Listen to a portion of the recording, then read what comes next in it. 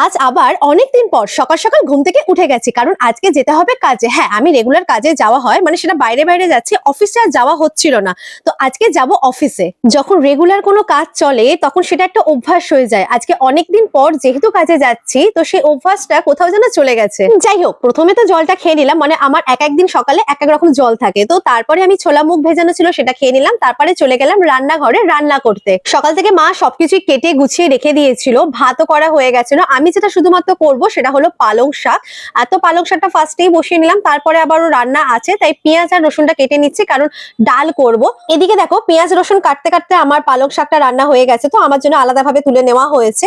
এদিকে এবার ডালটাও বসিয়ে দিলাম। ডালটা শেষ হতে হতে আমি আবার তাড়াতাড়ি করে সানি ঢুকে গেলাম, কারণ আমার আবার লেট হয়ে যাবে। ওদিকে আবার ট্রেন ধরার ব্যাপার আছে। আমার কিন্তু আবার বেশ লাগে, মানে নিজের হাতে রান্না করে টিফিন নিয়ে যেতে, মানে খাবার নিয়ে যেতে দারুণ লাগে। এদিকে আবার লেট হয়ে যাচ্ছে বলে মা আবার ডিম সেদ্ধ নিয়ে এসেছে, সেটা আবার খাইয়ে দিল। তার সাথে সাথে আমি খেতে খেতে কি করলাম, আমার মান্থলি শেষ হয়ে গেছে, কারণ অনেকদিন যাওয়া হচ্ছে না, তাই ফোনে আবার ট্রেনের টিকিটটাও কেটে নিলাম। খেয়ে দিয়ে রেডি হয়ে একেবারে বেরিয়ে গেছি, এবার স্টেশনে যেতে হবে। আমার দিয়ে আসার একজনই মানুষ আছে, সেটা হলো অভিষেক। তো ও যেহেতু বাড়িতে আছে, তো ও আমাকে দিতে এখন বেরিয়ে পড়েছে। আমাদের এদিকে আবার রাস্তা ঘাটে গলিতে একেবারে খুঁড়ে অবস্থা খারাপ করে রেখে দিয়েছে। এদিকে দেখো, স্টেশনে আস্তে আস্তে ট্রেনও ঢুকে গেছে। তো লেডিস কম্পার্টমেন্টে ভিড় দেখো, মানে ঠেলা ঠেলি করছে। প্রথমে ভাবলাম আমি হয়তো আর উঠতে পারবো না, বাট উঠে গেছি, কারণ কোনোভাবে ট্রেন মিস করা যাবে না।